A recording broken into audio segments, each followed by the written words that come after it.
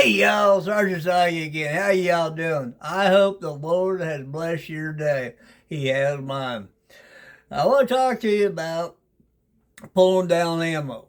We got into a batch, uh, 5.56 that not feeding right. And best we can come up with is the back of the shell here swelled out a little bit. So we got about 90 rounds to pull down.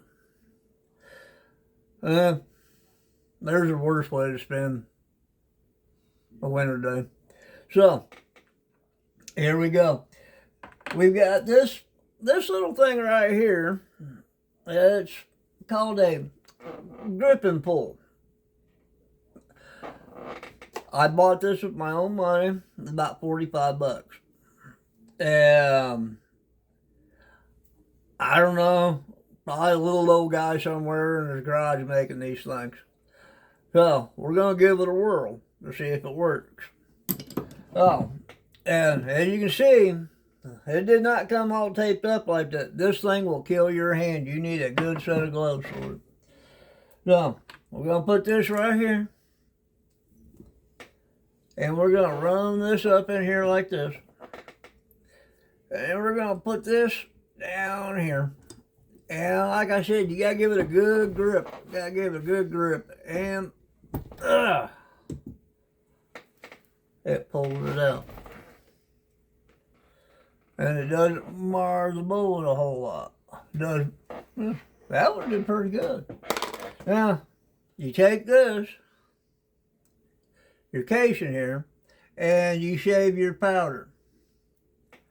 Powder costs money. And I know what kind of powder this is. This is BLC2 right here. Now, I hope you can all see that. My bifocals ain't lining up with this camera thing. But it is what it is. So, now, we'll get another one over here.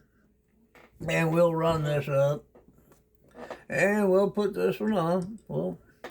And like I said, you gotta give it a good long grip. And let's try this over here. I'm stronger with my right hand.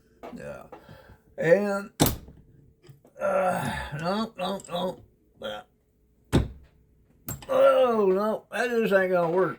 That's what it is. It's a good idea. I'm gonna have to go back to the old tried and true. Now this will mark your bullet. They ain't gonna destroy it, but it may put a little burr in it or something, and you're gonna have to sit there and sand that out. If you're cheap like me. Now, if you're one of them fancy people, you just throw it away. If you're one of them fancy people, you're probably not doing a whole lot of reloading. At least you're one of those guys that can hit a quarter at 3 miles and stuff, and that's not me. So, we do this to save a buck. We like to shoot and just screw around. But anyway, back to this. You just take a pair of needle nose pliers. It's got the wire cutter in it. I won't call them what old folks like me call them. YouTube might get a little sensitive. Anyway, you just put that down there real gentle like. Just give it a little bit of a squeeze and pull it right out. Now, like I said, it's going to mark it up a little bit. It's going to mark it up a little bit. But it's good plinking ammo, you know. You sit there and buff that little burr out in the copper. Or you just throw it away if you think it's too bad. That is up to you. You have to decide. This one here, I'll probably toss. And, well, we'll put it there. Now, take your powder out and save it, and then line it up. Now, I usually do all 50 of them, you know, or however I've got. I think we got 90 of these things to do.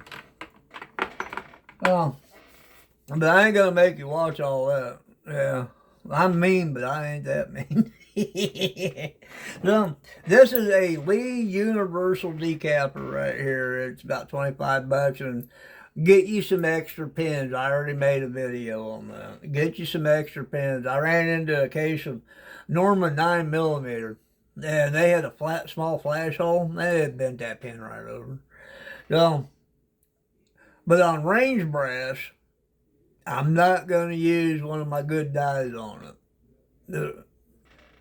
And I don't like to clean with the primers in, because then you got to clean them again to get that pocket cleaned out. So, I use a universal. Now, these are all going to have to be resized, but that's why we're doing it to begin with, right? Amen. Thank you. So, just run that down. Yeah, just like you would. Shut it, yeah. Shut it like you would any other one. Now, you take the ones that you've already pulled the bullet and dump the powder out of. And you put it in there, run it up.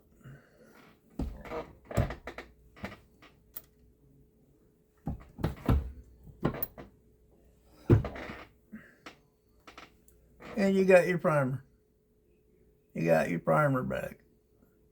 Now, you don't want to use a sizing die for this because you don't want to deal with the lube and all that. And you're already frustrated enough because you got to redo the work. And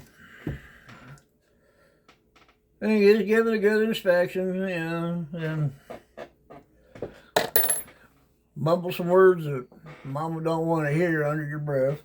Keep going. Put another one in there. Run it out.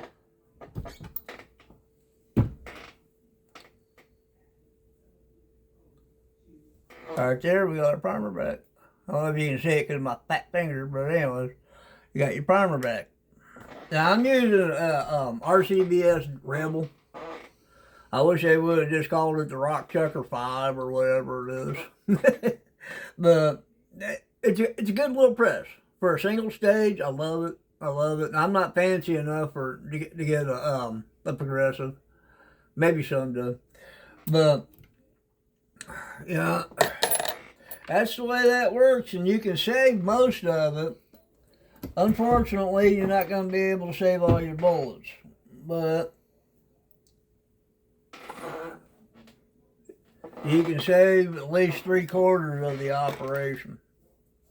Now, just keep that brass separate because you're going to have to resize it, but that's the whole idea behind this anyways. So, there we go. As you can see, I got some chores to do. So, until next time, may the Lord bless you and keep your powder dry.